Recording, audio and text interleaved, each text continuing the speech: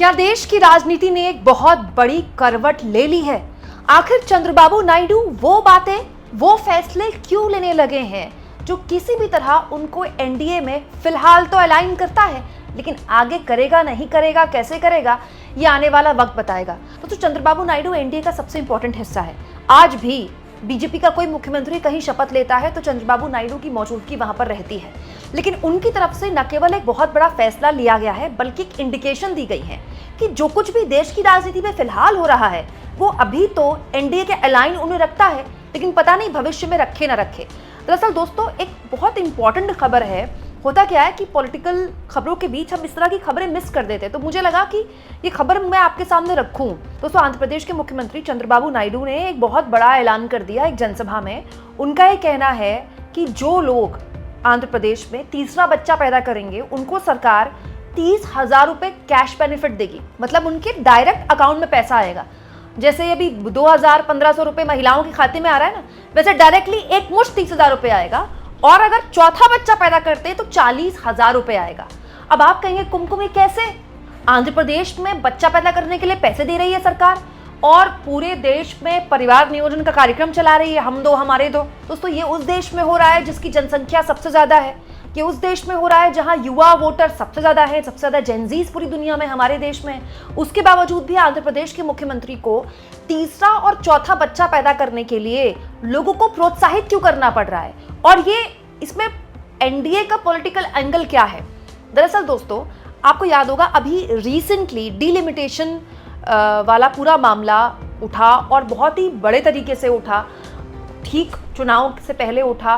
सरकार एक संविधान संशोधन बिल लेकर आ गई जिसके विरोध में एमके स्टालिन ने उस बिल की जो कॉपी थी उसको आग लगा दी, ये कहते हुए कि ये बिल जो है ये दक्षिण भारत विरोधी है।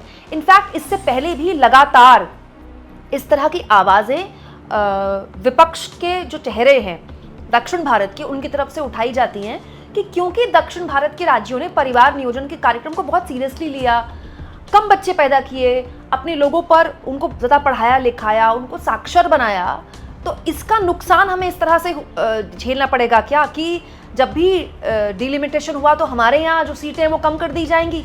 और जिन राज्यों ने अपने आप परिवार नियोजन के कार्यक्रम को सीरियसली नहीं लिया, खूब बच्चे पैदा किए, वहाँ के लोगों ने, वहाँ के सरकारों ने साक्षरता पर काम नहीं किया, स्वास्थ्य पर काम नहीं किया लोगों के, और उनको इसका फायदा मिल जाएगा, मतलब ये तो पनिश करना जैसा हुआ। दोस्तों, हालांकि चुनाव के नतीजे जो भी आए हों, लेकिन ये यथार्थ है कि दक्षिण भारत में परिवार नियोजन पर ज्यादा काम हुआ है। उत्तर भारत की राज्य सरकारों ने, कोई भी राज्य सरकार हो, इस मामले में फुस रही है, बिल्कुल फिसड्डी रही है। ये जो आंध्र प्रदेश की सरकार का फैसला है ना, ये उसी तरफ है।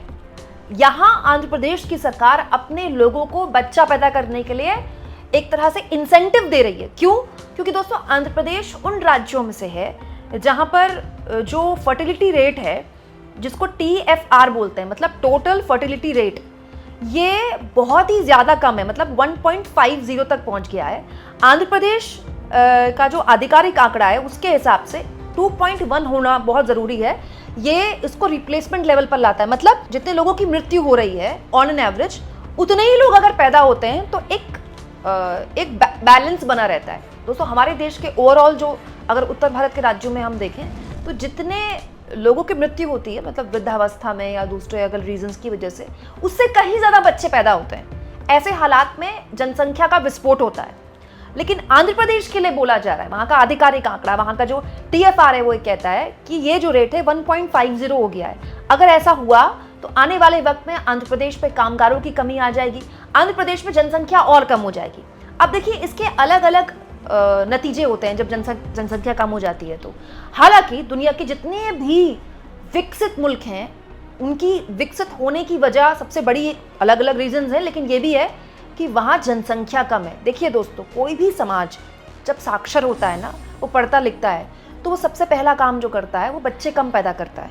क्योंकि बच्चे जब आप तब ज़्यादा पैदा करते हैं जब आप इनसिक्योर होते हैं।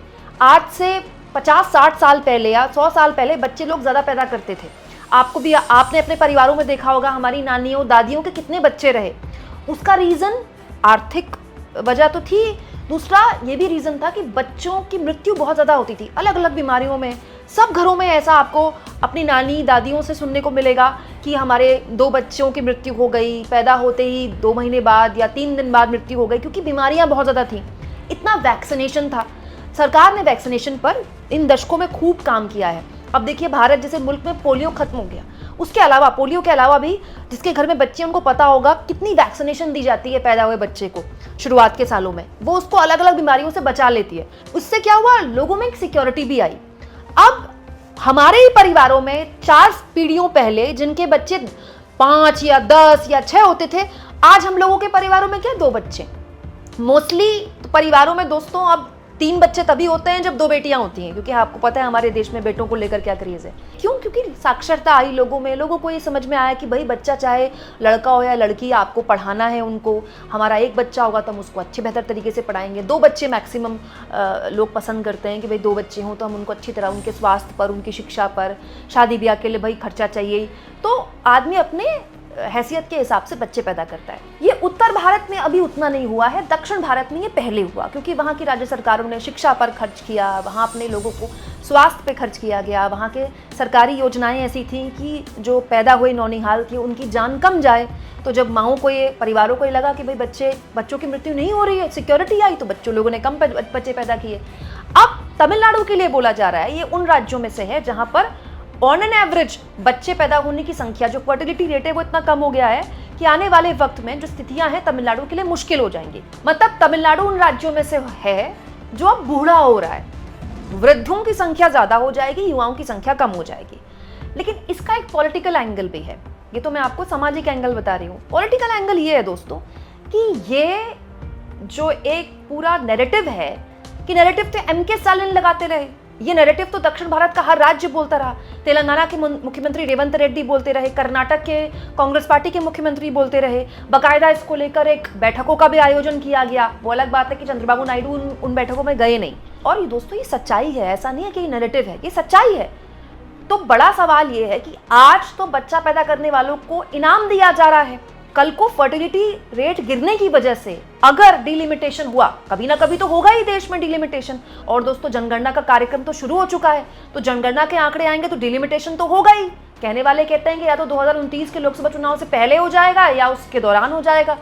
तो अगर ऐसा होता है और आंध्र प्रदेश की सीटें उस हिसाब से फिर घटेंगी, क्योंकि आंध्र प्रदेश में फर्टिलिटी रेट कम है, तभी तो वहां सरकार इनाम बांट रही है, पैसे दे रही है बच्चे पैदा करने में। तो अगर ऐसा हुआ तो फिर चंद्रबाबू नायडू का टेक क्या होगा? ये एक राजनीतिक फैसला है, इसको आप राजनीतिक फैसले की तरह देखिए। दोस्तों, डिलिमिटेशन का रूल अब तक सिंपल रहा है, जिस राज्य में जितनी जनसंख्या उस राज्य में उतनी सीटें। इसीलिए उत्तर प्रदेश में इतनी सारा सीटें हैं, क्योंकि वहां हमेशा से जनसंख्या सबसे ज्यादा रही। तो आप कह सकते हैं दोस्तों कि चंद्रबाबू नायडू का ये फैसला न केवल एक प्रशासनिक फैसला है, अपने राज्य को ध्यान में रखते हुए उन्होंने फैसला लिया है, बल्कि भारत की भविष्य की जो बदलती राजनीति है ना, उस ओर भी एक बहुत ही, मतलब आप समझ लीजिए कि एक झलक है। चंद्रबाबू नायडू की सरकार और उनके पूरे प्रशासन ने अपनी प्राथमिकता दिखाई है कि भाई इस मामले को लेकर, फर्टिलिटी रेट को लेकर वो अपने राज्य में कितने सीरियस हैं, इतने कि वो इनाम बांट सकते हैं, इतनी बड़ी अमाउंट। और ऐसा तो है नहीं कि इनाम बांट दिया अगर चंद्रबाबू नायडू ने तो तुरंत लोग बच्चे पैदा करना शुरू कर देंगे। अगर इसका असर हुआ भी तो इसके नतीजे आते आते 15 से 20 साल लगेंगे। ये पूरा एक पीढ़ी तो कम से कम 10-12 साल तो लगेंगे ही लगेंगे। तो दोस्तों, अभी जो डिलिमिटेशन होगा वो अभी की मौजूदा जनसंख्या के हिसाब से ही होगा, और इस हिसाब से आंध्र प्रदेश की जनसंख्या अगर उत्तर भारत के राज्यों की जनसंख्या के बनस्पत कम है, जो कि पाई ही जाएगी क्योंकि दक्षिण भारत के राज्यों में जनसंख्या उतनी नहीं है, तो फिर अगर उनकी सीटों में, एपी की सीटों में, आंध्र प्रदेश की सीटों में प्रभाव पड़ा, कम हुई, या उत्तर भारत के राज्यों की बनस्पत कम बढ़ी, तो फिर चंद्रबाबू नायडू क्या करेंगे? क्योंकि वो खुद इतना बड़ा फैसला ले रहे हैं अपने राज्य के लोगों के लिए। कमेंट बॉक्स में लिख के बताइएगा दोस्तों, और जितना हो सके चैनल को शेयर भी करें और सब्सक्राइब भी।